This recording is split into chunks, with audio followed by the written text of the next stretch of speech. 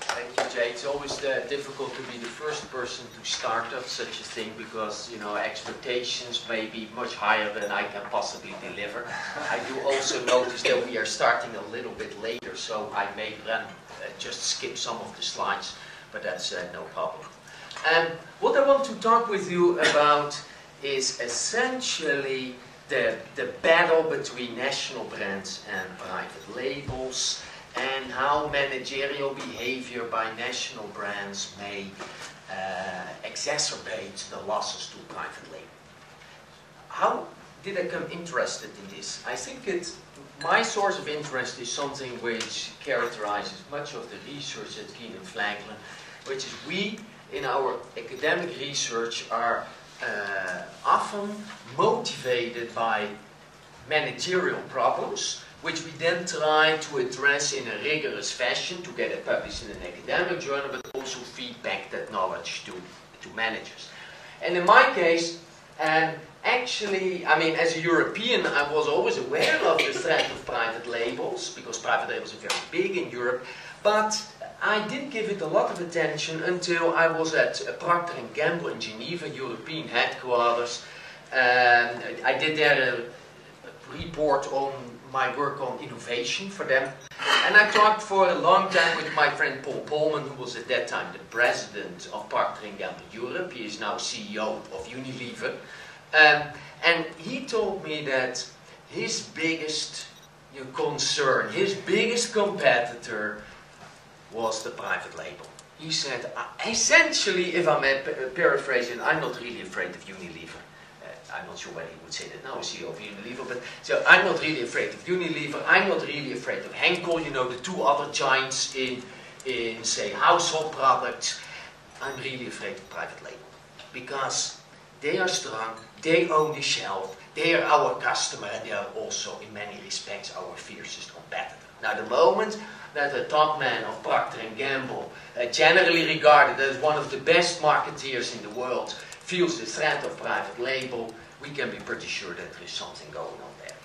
And that's kind of motivated research stream on private labels, and I'm going to share some of those insights with you. So, about this new private label world that packaged good manufacturers, and also beyond packaged goods actually, if you go to a Best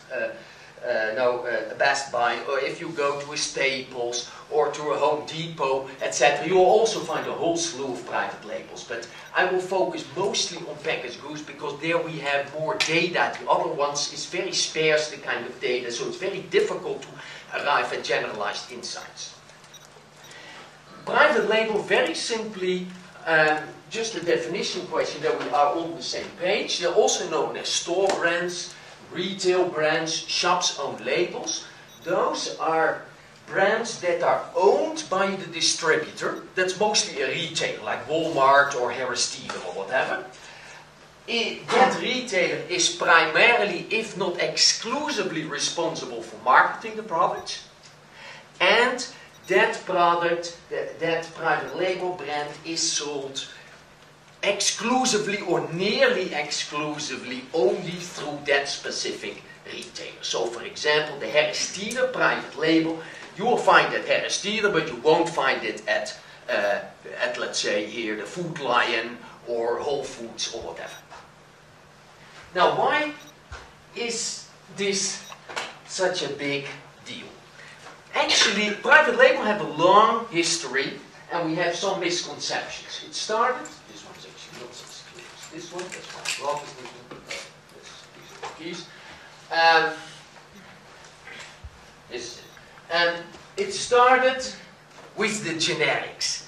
Those are the kind of the white products with, you know, ugly black or red, you know, embossed, you know, canned beans, canned tomatoes, spaghetti. You may recall some of them. They didn't look nice. They actually looked pretty nasty. The taste was also bad, but they were dirt cheap. Their big claim is, this is the cheapest product in town. So their unique selling proposition in marketing terms is just the cheapest product in town. About 50% lower priced than you know, national brands. Retailers we're figuring out that actually there is only a limited market for such products. For people that absolutely have no money or that really don't care whatsoever about the category, but otherwise, you know, you feel a little depressed if you have too many of those products on your shelf. You know, actually some of those products, perhaps people should have supplied some Prozac going with it because you got depression by using it. Yeah, but since the Prozac was kind of expensive, that did not go, and retailers started, this has also stopped working, retailers started more to say, there are more people that want to go for good quality for a better price than for just dirt cheap. And that was the reason why retailers started to develop so-called copycat private labels. Copycat private labels is essentially the retailer is kind of tearing the national brand apart in its lab, trying to reconfigure it for the same quality, but because essentially they are not leading in innovation and they don't have all the marketing expenditure that the national brand manufacturers have. They can sell that for a much lower price. So in principle, the unique selling proposition of these copycat store brands is the same quality, lower price, so good value. 25–30% cheaper than national brands. That is the dominant version of store brands that we see today. When you go to any store, here, you know, the Food Lion or the Harris Teeter or all the other ones, the copycat private label is the dominant version. Now, more recently, we see new developments which have been pioneered by the Valhalla of private label in the world. That is the mighty island kingdom of the UK across the ocean. And those are the premium private labels. Those are, they don't make any price claim anymore. They are not saying we are cheaper. They are saying we are the best quality product that you can get. Now that is a more recent development. There are some developments also in the US going on. And if this is really going to play out, and we see that in a number of markets already becoming more and more important, national brands are going to have a real problem. Because they cannot outcompete then the private label based on quality and on the top, and they cannot outcompete another version of the private label at the bottom, the copycat private label or the generic. But this is probably what some of you may see as the private label stereotype. And unfortunately, many managers in this great country see private labels like this. This is, by the way, from South Africa's Pick and Pay, very great chain, but you will find them in all kinds of different places. They don't look very attractive, and let me tell you, I bought this in South Africa. And I came home, my children like sardines. Sardines, you know, they love them. And they said, I have here nice sardines. They looked at the packaging and said, we don't want to have that kind. It just didn't look good enough. Now that is, let's say, this bottom level. This is what we are seeing. This is the Publix challenge. Publix, you may know, is a very large supermarket chain, southeast of the US, $26 billion. I mean, we're not talking about small companies anymore. And they run a series of ads, essentially saying, if you purchase the national brand, you get the private label free. Now, if the private label ain't good, this is the stupidest thing that they can do. Because people compare the two and say, well, this private label isn't good. Publix only does it when they are really convinced that it is as good. And Publix is a very good retailer. And this is the kind of things that these national brands have to face. Because once you have the two next to each other, and you see that the Publix plastic cups are as good as the Jack Frost plastic cups, you're not going to purchase the Jack Frost plastic cups anymore. And the same for all the other ones. This is just an example. And when my wife and I were in Florida a couple of weeks ago, they had just run another campaign with a billboard outside. Thursday morning, I went to a store and said, you know, can I have this billboard that you had outside? He said, we have just destroyed it. It's too bad, otherwise I would have hung it up here. I said, you know, can I go to the recycling? No, but it is already all the way. So, you know, sometimes you have to take things into your own hand, but when I saw it for the first time, I didn't have my camera with me, so. But still running this kind of campaigns. Now, retailers are also developing, oh, this is a problem. This doesn't project completely well. Retailers are also developing premium private labels. Here are some examples from the US. These premium private labels cater to people that are substituting out-of-home consumption, you know, into in-home consumption, but want to have still some good food, and try to cater to the higher profit margins of that the premium private labels offer. But this is still a development which, especially in the US, is still in its initial phase.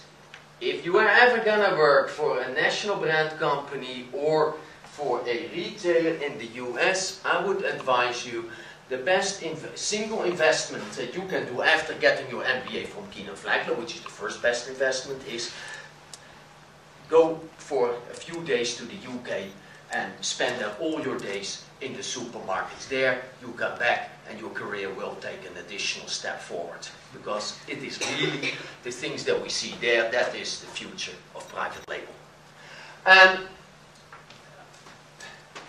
Now, consumers starting to notice these developments. Here's some attitudes of US consumers with respect to private label. You know, most people, yellow is agree, most people agree that many store brands are of excellent quality, of excellent value of money. Worryingly, only 16% disagree with the fact that store brands are just as good as name brands. Only 16% says, no, that is not the case. I often buy store brands. Store brands are worth the extra.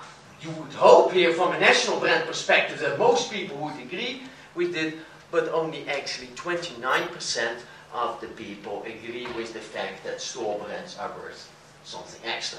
In which conditions they're worth something extra is something that I'm not going to talk about, but in an upcoming paper by me in the Journal of Marketing Research, we essentially are studying all the drivers. When are people willing to pay more for store brands, under which conditions, etc. And the social stigma of store brands is also rapidly, you know, diminishing. That it isn't, you know, that you are a bad caretaker of your family when you provide store brands. And, you know, we talked with each other, Trent and I talked with each other about it. Trent comes from General Mills, and he says, you know, actually General Mills, they teach us these days that we are not supposed to be talking about private labels anymore, but about retailer brands or store brands, but have the brand component in it. I did not know that Brent was saying that, although I was at General Mills earlier this year, and so I got the same message there. It's true. Actually, there is something really dangerous in our minds going on. The name private label suggests something inferior, something that's not real stuff. It is so ingrained in especially trade terminology that, I mean, I sin also all the time in using the word private label, but actually they are brands in their own right, and people really care for them. Anybody that says, hey, is that the case? Think about how people go to Whole Foods and pay premium prices for their 365 brand and so on. Now, the developments that we see in the US are actually replicated in different parts of the world, and we find here in North America that store brand share clearly has increased the last decade. In Western Europe it's even stronger. We see in some other parts of the world, Central Eastern Europe, a very strong increase from a low basis, but wide disparities between different Eastern European countries.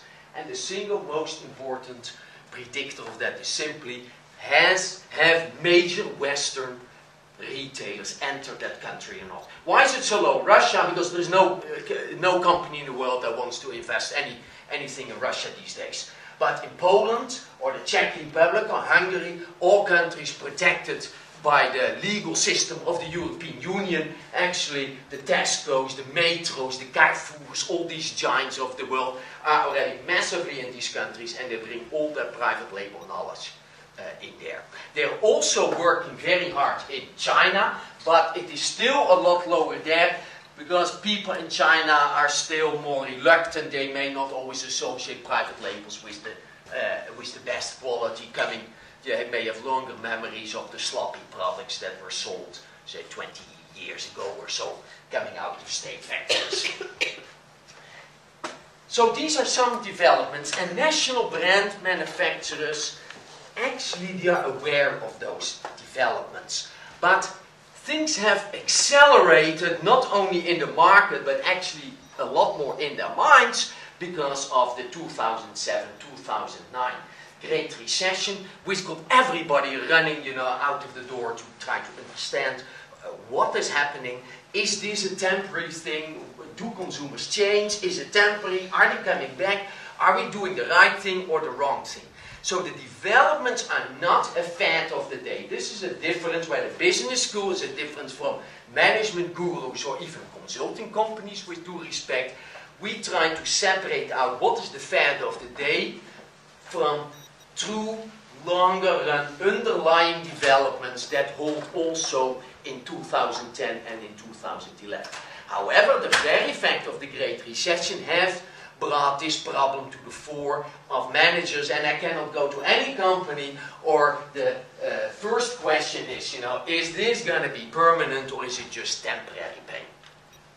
That brings me to 3 questions that are among the most prominent ones that keep national brand managers awake at night. The first question is, you know, these changes in consumer behavior, what are they exactly? And I'm going to look at brand loyalty, and I'm going to look at price sensitivity.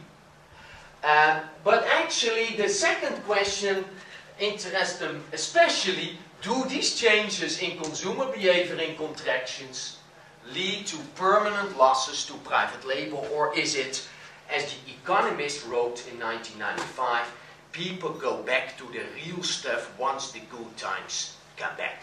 That's obviously what the national brand manufacturers hope.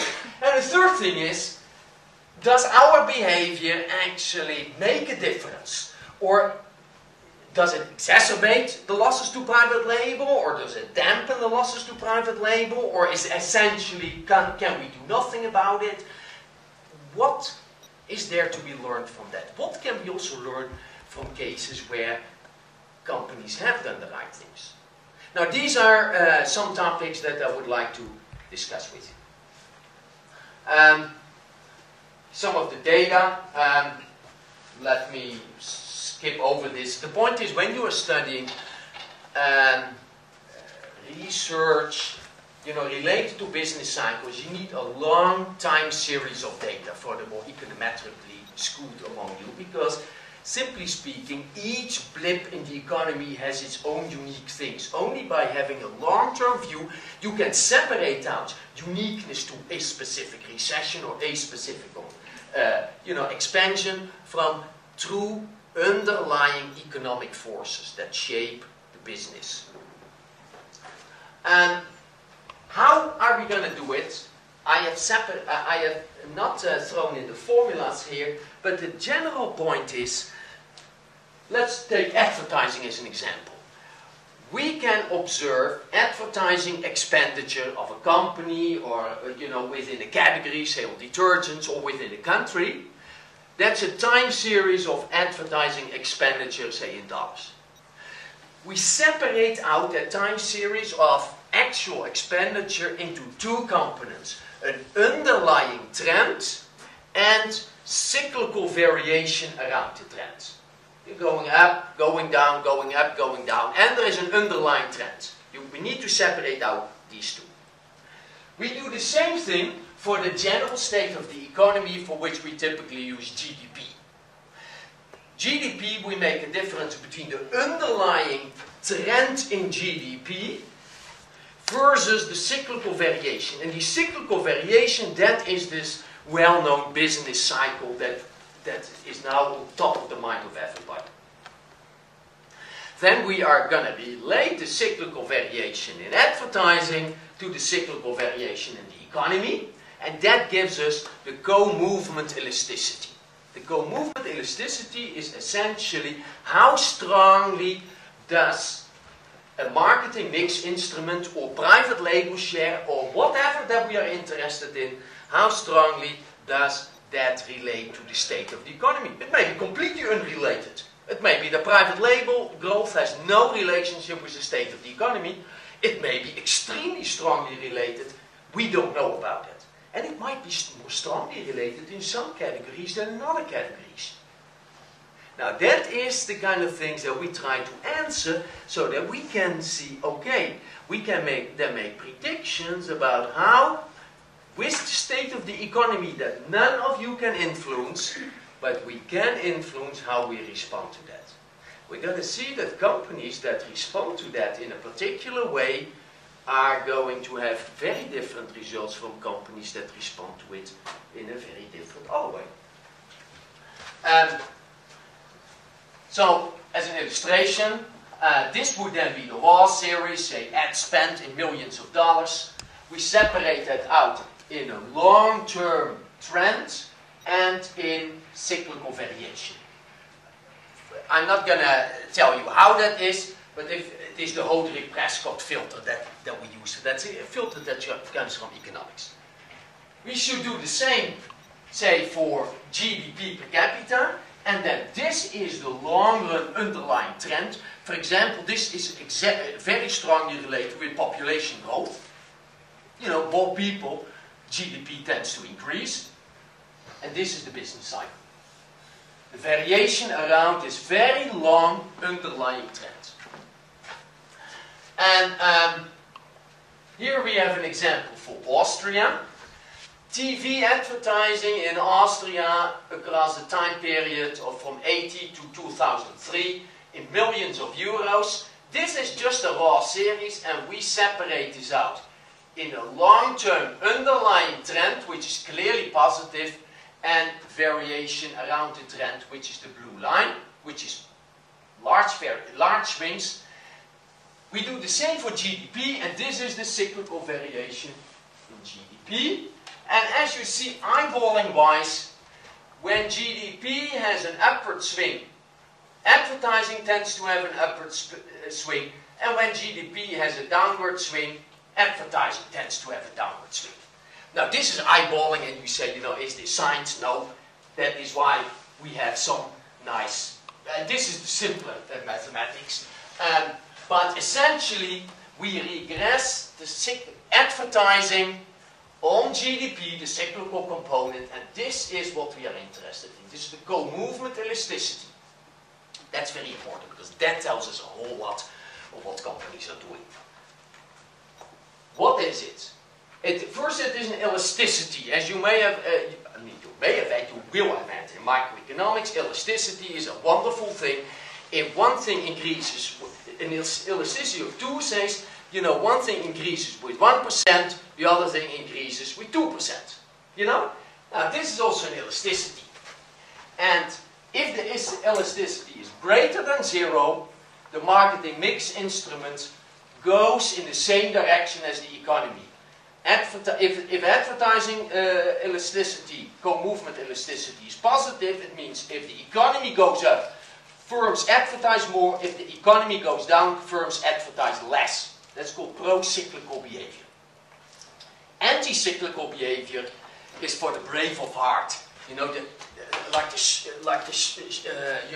Sylvester Stallone in Rambo. He's going to go against the grain and make it.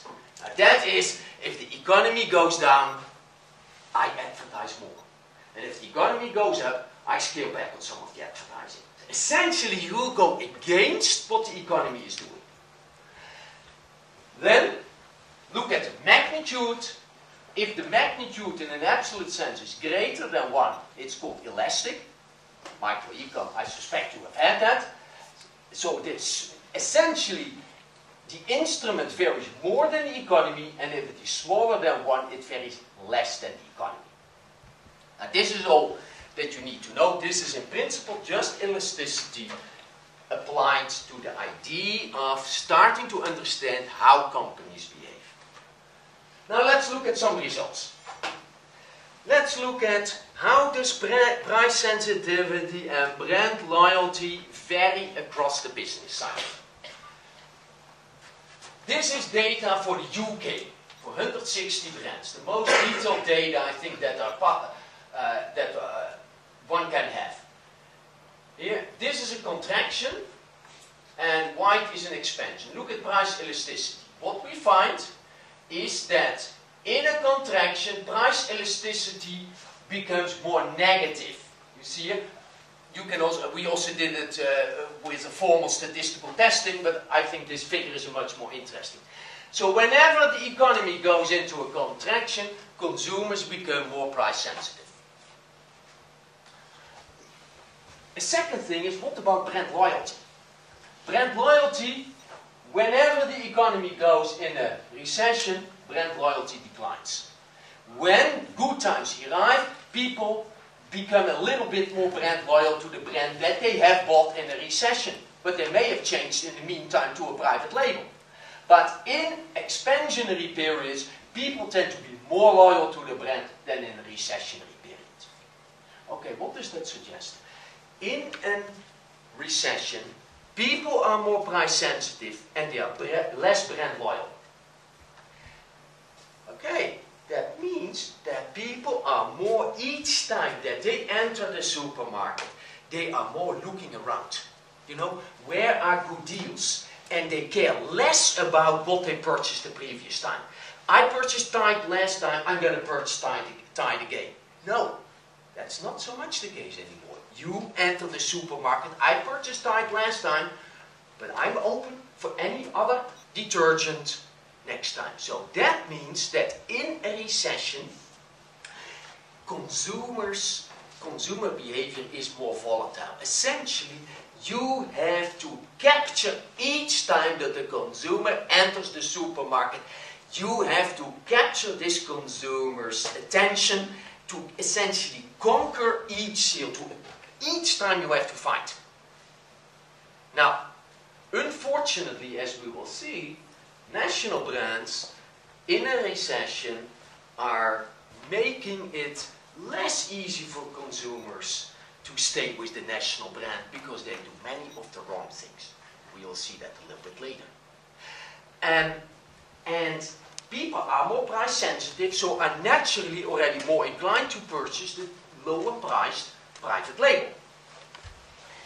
And that may very well lead to significant effects on private label share. Now we did a study for about 25 years. We looked at the aggregate private label share in a country that's in the US currently. About 20% of all packaged goods is private label. And so for a 25-year period, actually for the United States it is a period of over 30 years. So, I mean, we're talking about a pretty long time periods. And we look at 4 countries. One country is the Valhalla, the heaven of sophisticated private labels. That is the UK. The other country is the Valhalla of the most efficient, back to basic, top functional performance, but nothing more, private label, Germany. That is the home of the hard discounters like Aldi, Lidl, etc. 2 other countries, the US and Belgium, are in between. They are, in terms of sophistication of private label, not particularly sophisticated, but they have a range of private labels and hard discounters are not as strong. So the moment that we find certain patterns across markets that ran the continuum from bare knuckles, hard discounter private label, which are dominant in Germany, to the very sophisticated private label ranges in the UK, we find similar patterns. We are onto something. There is something really going on there. Now, there are 2 things that I would like to draw your attention. If we combine we do combined analysis with some pooling tests, etc. Let's forget about that. We find that, that there is, over this long term, a significant positive trend growth in private label. That is, private label each year grow 0.34% each year. That's relative percentage points. So if it is 10% in the first year, then it is 10.34% the second year, etc. But we see that in a contraction, this long-term private label growth is actually accelerated. In a contraction, in the short run, private labels grow 0.8% more, and that translates into a longer run increase of 1.22%. So what we find is that a recession causes an increase in long-run private label growth. Now what happens in the expansion? That effect can be totally made undone in an expansion. Because, hey, in a contraction people are really going to private label, but in an expansion you're going back to the real stuff. Unfortunately, the coefficients are very small and are not even significant.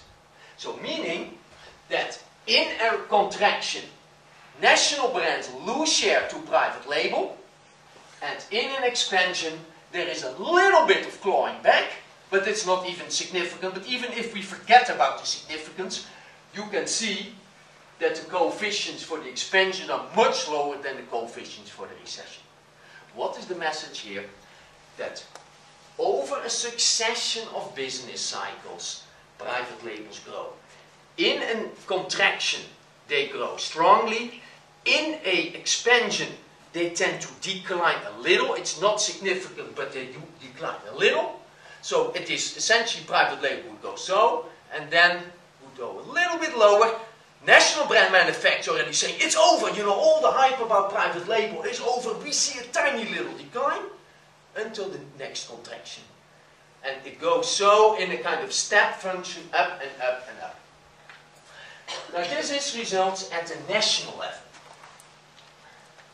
I also studied for 117 packaged good categories, you know, from diapers to shampoo to whatever, in the US, whether we can find that pattern in the US as well. For a 21-year period, I analyzed each category separately. Do we find in these categories the same pattern that we find at the aggregate overall US level?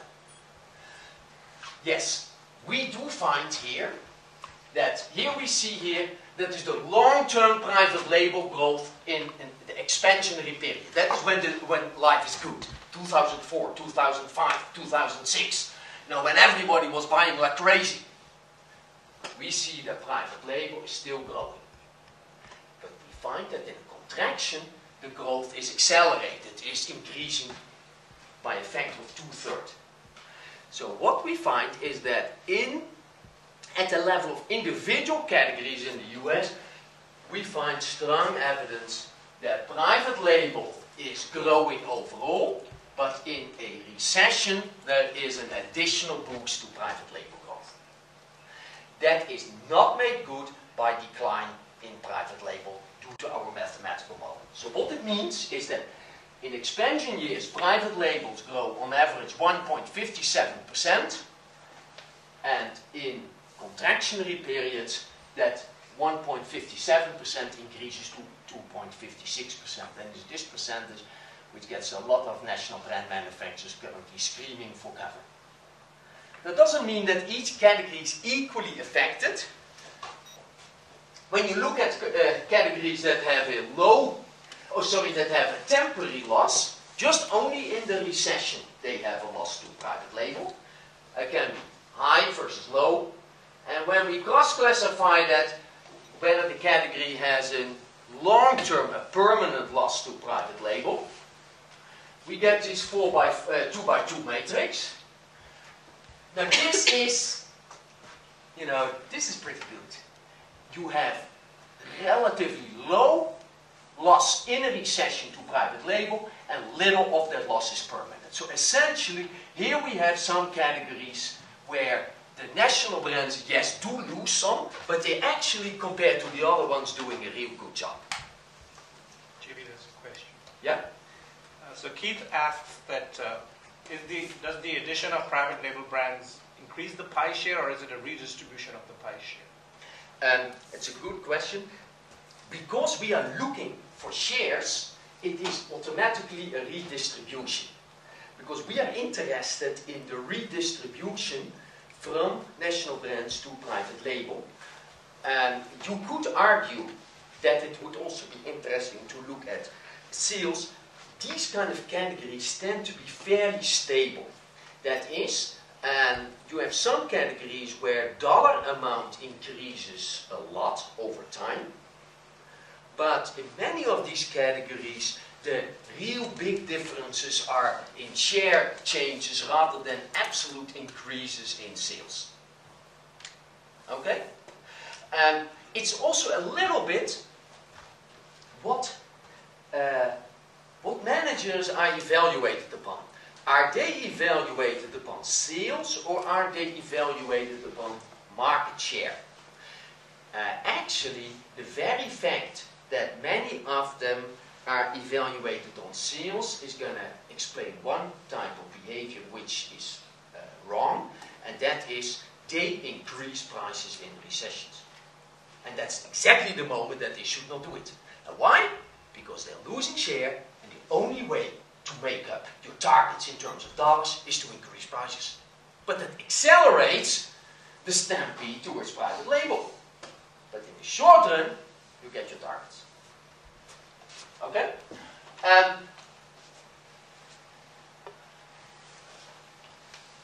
So, one could argue, could it be that not each category is equally susceptible to the private label threat? Might there be something going on in terms of behavior of managers? Perhaps national brand managers, how do they behave? Perhaps national brand managers in the soap category behave differently from in the pasta category. And that may explain why in some categories national brands are doing a much better job than in other categories. What we find here is we looked at 7 major marketing mix instruments. We essentially looked at national brand behavior in those 7 instruments. Here we have the Go Movement Elasticity.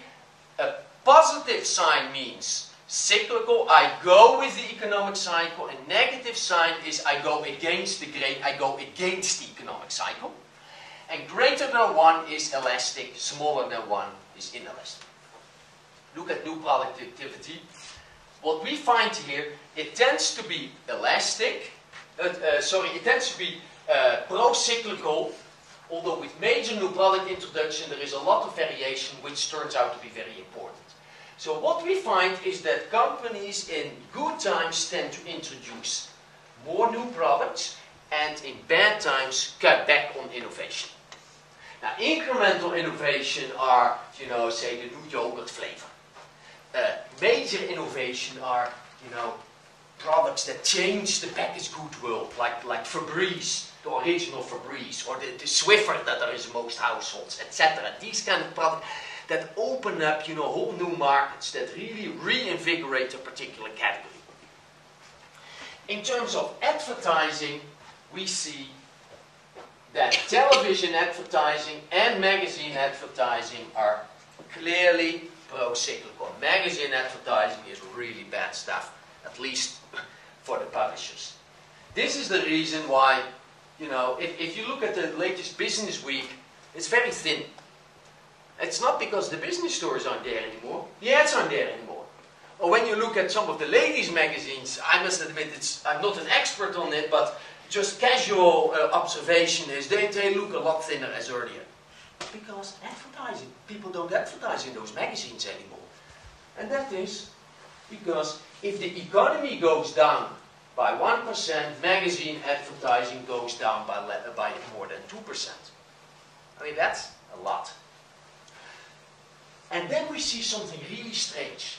This is price promotions. The price promotion, you go to a store and say, buy 2, get 1 free, or some of these kind of things. what we find, what we know is that in a contraction we have seen that people are more price sensitive. So you would expect that perhaps national brands in a contraction, should offer better deals on the national brands. Because otherwise people are just going to leave for a private label. We find a very strong pro-cyclical behavior. The national brands give the good price deals when people need it least in expansions. But in contractions, they're really holding back on good price deals. And that is, there can be many reasons. I believe the reasoning is as follows. As I said, in a contraction, they are facing a lot of pressure on their shares. So what they can do is they jack up prices. If you think that is weird, I have about such a pile of newspaper clippings in the last 1.5 years showing companies from Kraft and General Mills to Unilever and Procter & Gamble essentially all acknowledging our profits remained good because of price increases. And financial analysts weren't always very happy about that because they said, well, price increases can only take you so far because you erode share. But that's exactly what we are seeing here. And so what we find is that in a recession, much of the company behavior is cyclical. In a recession, they cut back on innovation, they cut back on advertising, they cut back on prices, price promotions. Only they do a little bit more feature and especially displays. Displays are, end of the ale kind of stands where you can purchase products. They often have a little bit of a price effect there, but displays, because there is very limited display opportunity in the store, they are less, there are far fewer products ever on display than that you give a price reduction on. Maybe there's a question. Yeah. So Caesar actually asks, would you recommend that the national brands open their own physical outlets? Yeah, that's a good point. I would not recommend that. Suppose I would... why in the heck would I go to a Procter & Gamble store?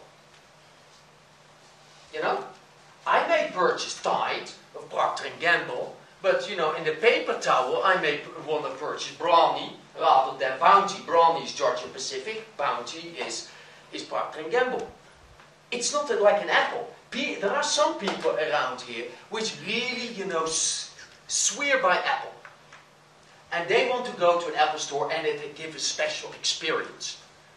I don't see something like that happening in packaged goods. And there is one other thing is that national brand manufacturers are great in creating brands. I have not seen one that's a good retailer. Because retailing is a completely different competence that you have here. So the moment that, I don't think that is the way to go. And what in the meantime do the retailers do with their private label? This is what Target has been doing. Just revamped its private label strategy. It's up and up. They have kind of made it much more consistent across foods, OTC, etc. Walmart has recently relaunched its Great Value private label brand to give it the same look and feel across a wide array of categories. And this is an ad by Costco, a price comparison, Kirkland, which is Costco's private label, Kirkland Signature, over the counter versus a national brand. Now, when you look at this, and these products are all the same. There is no physical difference between, I don't know this product, the KS acid reducer and the Zantac. I don't have a lot of problems with acid, fortunately. I swear the product is exactly the same. Why on earth would you want to pay in 1989 if you can get it for $8.69. It's a saving of 79%. Now these kind of ads, in economic good times, they are effective, but they are a lot more effective in economic bad times. And these are economic bad times. So what we see is that while national brands cut back on their brand investments in terms of innovation, in terms of advertising, they also cut back essentially on value by not doing anything with price. If anything, they increase price. So they do make it on all sides more difficult for consumers to essentially stick with their brand.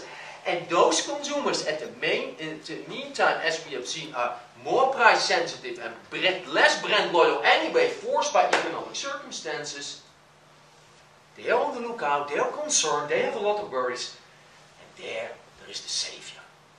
Up and up, Target, Walmart's great value, Costco this. You gotta be crazy not to move over. The point is, the national brands make it easy to switch, and the private labels also make it easy to switch. There is essentially a holy communion between these two, but not to the advantage of the national brands. Now, we can actually argue that these different, that we have seen here, these different activities, I mean, they may make a lot of sense. You know, perhaps that is still smart strategy. Well, therefore what we did is some other econometric analysis to kind of relate what managers do to growth in private label in the category. And this makes me a little concerned, if you will. I actually hadn't expected it to be that strong. This is based on 25 years of behavior in 117 American packaged good categories. We have here 7 marketing mix instruments, and we did econometric analysis whether an instrument is effective in arresting private label growth, temporary or permanent private label growth. Then, what based on this analysis should managers do? What do we observe that they actually did do? That what they actually did do, that's this analysis. And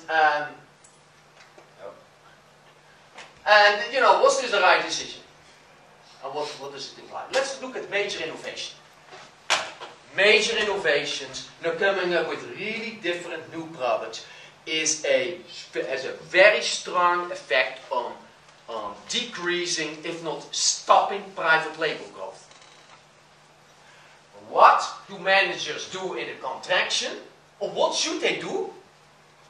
Well, they should ramp up major innovation because they are very effective in fighting private label, both in the contraction but also on the longer run. What do they actually do? Well, most of them actually decrease major innovations because it costs money. Is that the right decision? They should increase it. They actually do decrease it, so no, they're not doing the right thing. And this is a missed opportunity. That is, that you need to fight the private label at the inception. So when people are interested to switch, because don't be mistaken, many people that switch to a private label, they notice that the quality is actually good. And when good terms come back, they don't switch back anymore. That is what we have seen in this permanent effect that loss to private label in a contraction has a permanent effect on shifting private label upward. And why is that the case? Because with private label is you need to try it, be convinced, and then many people will stick with it. One way how to fight that is to come up with new products that people really want. Then, incremental innovation, say the new yogurt flavor. Is it effective in fighting private label growth? Essentially, no. That means that managers can cut it in a contraction. What do they do in a contraction? They decrease it. So here they are on target. They decrease incremental innovations, and it's good because it's not an effective weapon. What about advertising? we find that advertising is effective in fighting private label, both in the short run and in the long run. Because advertising gives something extra to the product. A little bit of a dream. The moment each time that you drink cola, I mean, I'm not so much into cola drinking, but let's say there is a certain, people will get a certain emotional experience from it. If you don't give the people that emotional experience anymore, if you don't advertise, well, people may switch. Advertising is very effective, but what do they do in a decrease, in a contraction? They decrease advertising. Is that the right decision? No, because it's effective in fighting private label, and in a contraction they actually decrease it. So what they do is, both in terms of new major innovation, in terms of advertising, they decrease investments in a weapon that is effective in fighting private label. Then we have price promotions. Price promotions are especially effective in a contraction in fighting private label because people are more price sensitive.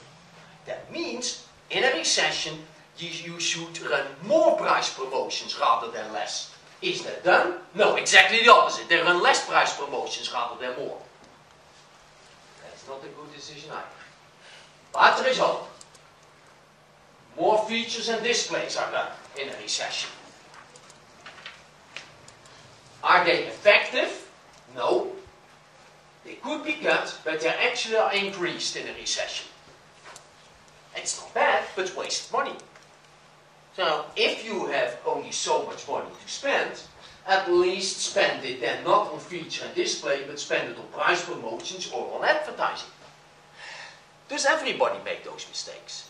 No, there are in some categories they show a lot better behavior than in other categories. And remember this one? If we now look at what do these categories, where private label have low temporary and low permanent growth, what do they do as different from the other categories? And that I find here. In these best cases, we find actually, compared to all the other categories, look at the huge difference in innovative new products introduction. The negative sign means, in a recession, I ramp up new product introductions, rather than cut back. And I do it even more than the economy, so it's greater than 1. Again, you know the elasticity is greater than 1. Absolute value. And so we find here that whereas in all the other categories there is a very strong cyclical behavior with new products. In good times we introduce a lot, but in bad times we introduce little. The best categories have exactly the opposite behavior. Also what we find is that whereas in general there is a tendency to increase, to decrease in bad times TV advertising, best kids in town actually increase advertising in bad times. So essentially they go against the grain by spending more money on advertising and more money on new product introductions. Are they doing everything right? Well, not completely. Magazine advertising and price promotions, they also go with the cycle, meaning in recessions they do less in magazines and they run fewer price promotions than in good times, because it's still a positive sign. But at least the mistakes that they make here are a lot less than in the other categories. One could argue, and that's not unreasonable to say, that they still cut back on price promotions, but use that money to finance TV advertising and innovative new products. In an ideal case, they would run more price promotions in a recession, but they may not have the money for that. On the other hand, you can also build up a war chest in good times and spend it in a bad time. But these are the first analyses, to the best of my knowledge, that has ever looked at such a long period to see whether we really find systematic patterns. Now, I skip this. Essentially so that There's one other thing. This is all private label share. Final results slide, if I remember correctly, is are there other effects? You know, these private label share. Okay, you know, forget about it. And I analyzed data for 26 of the largest advertising companies in the world. I mean, so those are companies like a Procter & Gamble, but they are among the, or L'Oreal, they are the biggest advertisers in the world. For 26 companies, we had information on advertising, related the degree to which a company has a Go Movement Elasticity, to what extent a company lets its advertising determined by the business cycle, to its share price performance. And what do we find? We find that companies, that the stronger a company let advertising determined by the business cycle, the lower its share price performance is. This is more in practical terms.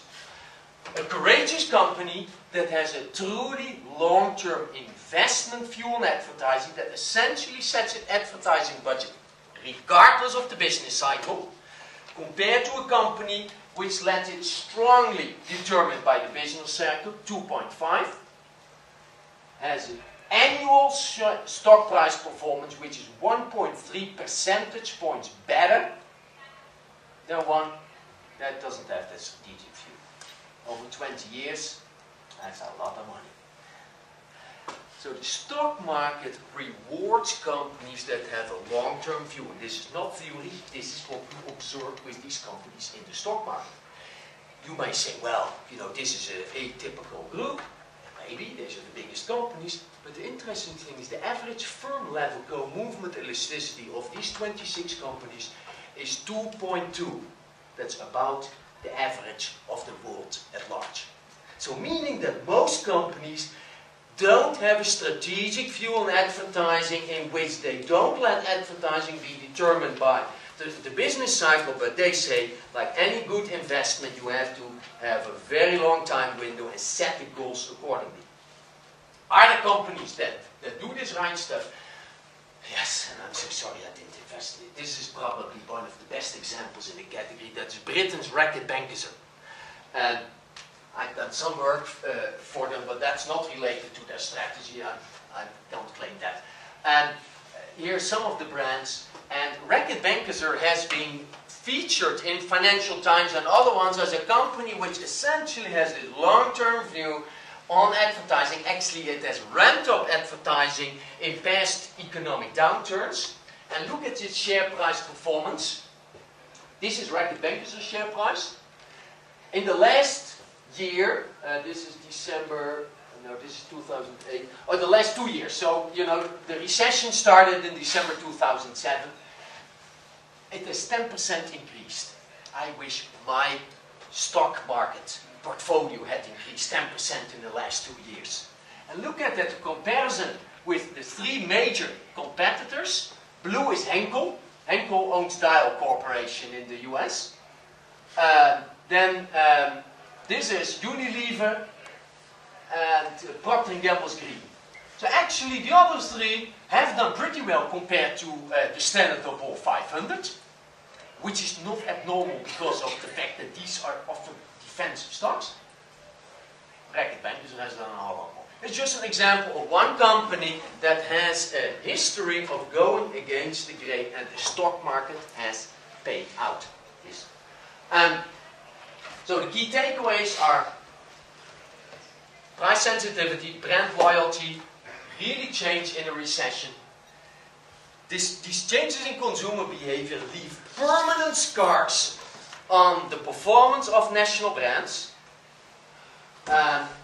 National brands have, on average, very strong cyclical behavior.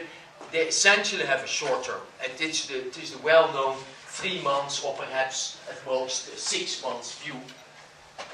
Advertising would be effective, but is cut.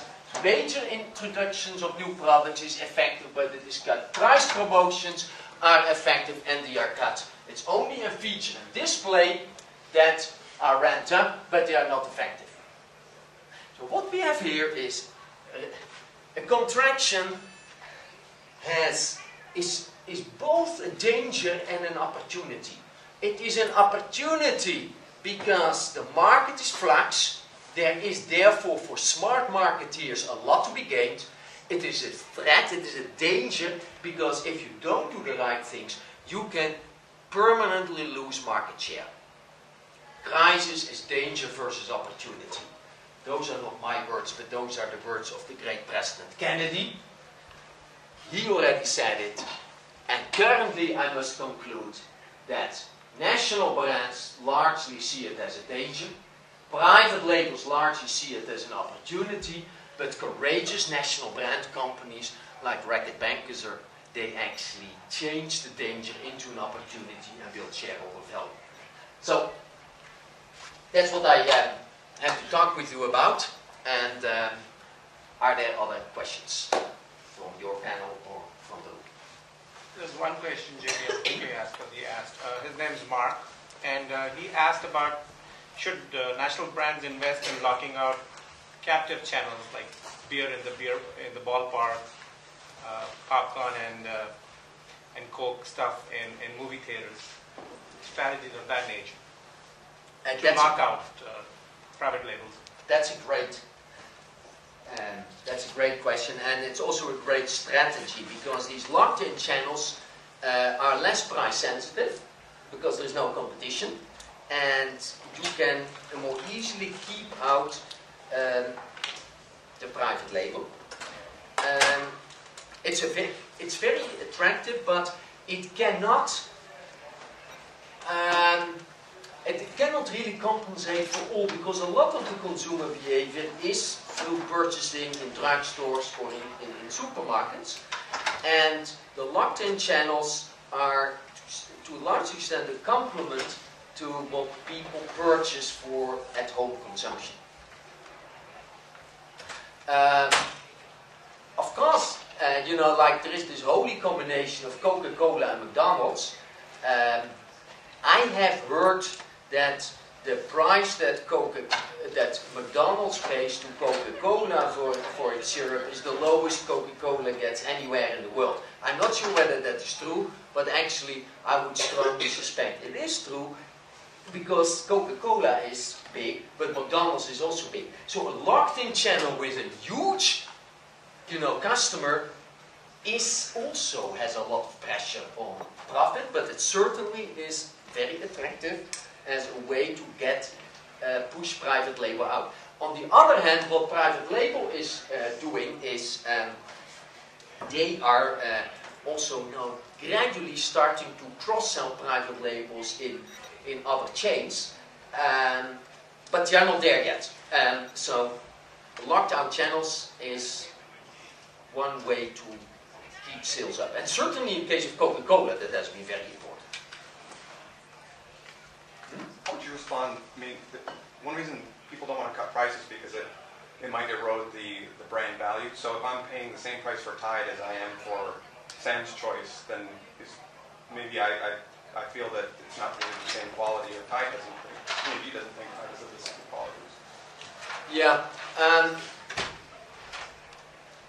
I'm not concerned about the quality ID. I am concerned about if you run too often price promotions, then it will be de facto impossible ever to sell the product at its regular price. So essentially, the integrity of the regular price is undermined by too many price promotions.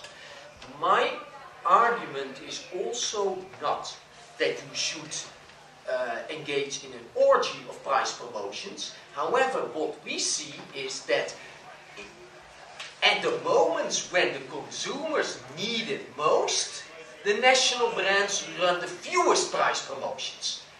My argument would be it would be exactly the other way around.